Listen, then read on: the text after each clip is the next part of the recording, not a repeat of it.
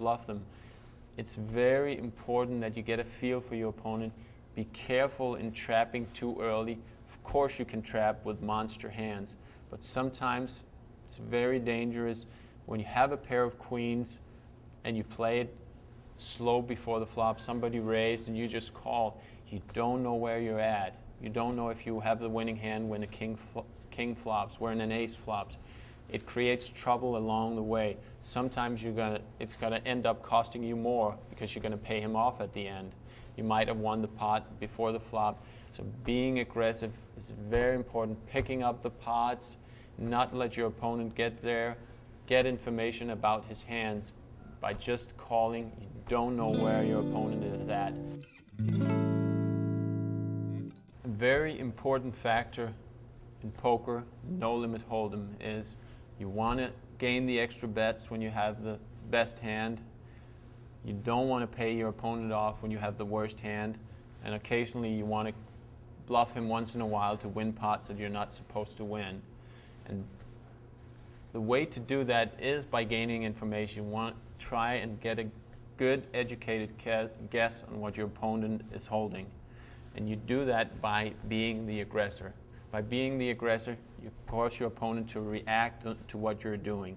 And a lot of times, you get a real good idea of what kind of holding he has. Does he have a strong hand? Does he have a drawing hand? Does he have a medium holding? Or does he have nothing? When he has nothing, he's usually going to fold. You will occasionally encounter very tough players who will raise you with nothing, who will re-raise you with nothing. There's examples of tournaments being played lately where you have some of the toughest players in the world.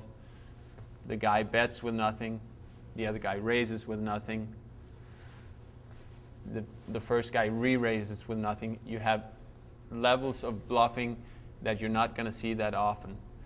And if we're starting at the basics, don't try this at home.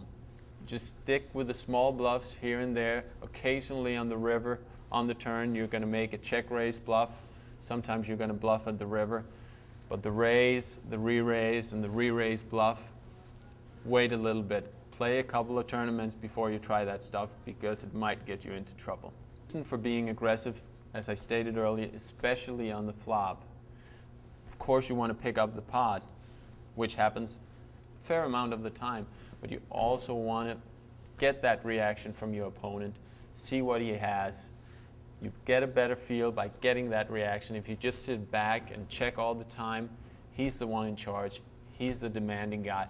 He's the one who's going to take away the small pots from you. You want to be the one who takes the small pots, who takes the initiative, gets the reaction, gets the read on your opponent. That's the way you want to play the game.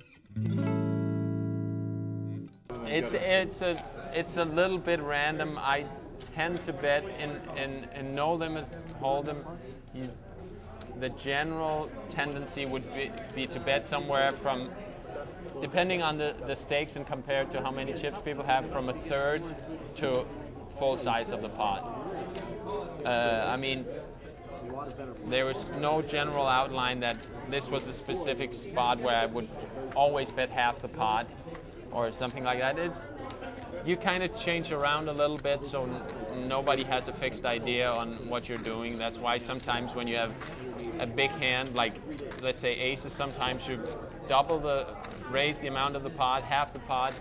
Nobody can say that, oh, he always goes all in with aces, or he always goes all in with 2 nines, whatever. Vary it a little bit. I think most of the time I bet from a third to the amount of the pot. Not giving anything away, deceive, it might not be the right word, but definitely you don't want anybody to have an idea of what you're doing at a certain time. And they don't, because you mix it up all the time. Sometimes you're tight, sometimes you play medium tight, and sometimes you play a lot of hands. But it varies and it depends on the situation. Sometimes if you're short stacked, maybe you're forced to play very aggressive to try and build your chips, or maybe you play passive to outlast a couple of opponents. It depends on the situation, what fits in, and depends also on your image. When I sit down at the table, I have to make my pre-flop decisions. As I stated earlier, it's important what position I have, it's important what limit we're playing, and of course very important what starting hands I have. What I tend to do, I like to be in there, I like to see a lot of flops, I like to mix it up a lot, but ultimately I like to take away the blinds. The structure of no-limit tournaments is a lot of times the increments go up, and as we get to later stages in the tournament, there's a lot of money in the pot already before anybody has looked at their cards. There's antes in there, and there's the blinds in there. So a lot of my strategy is trying to take away the blinds. So what that means is a lot of times, actually, it's not that important as to what I have, what holding, but what position I'm in. If I'm first to act, I'm going to be very selective, but as we go around the table, if I'm last to act, nobody is in, I'm going to raise just about 100% of the time. If I'm one off the button, nobody is in, I'm going to raise close to 100% of the time. And as we move around the table, as we go to the first position right after the blind, I'm probably only going to try 5 to 10%. Those 5 to 10%, I'm probably going to start with a premium starting hand. So, of course, once in a while, to mix it up, to keep your opponents off guard, I'm going to raise from an early position with a medium hand. It could be a small pair, it could be 6, 7 of hearts, just to mix it up. But be careful, don't mix it up too much.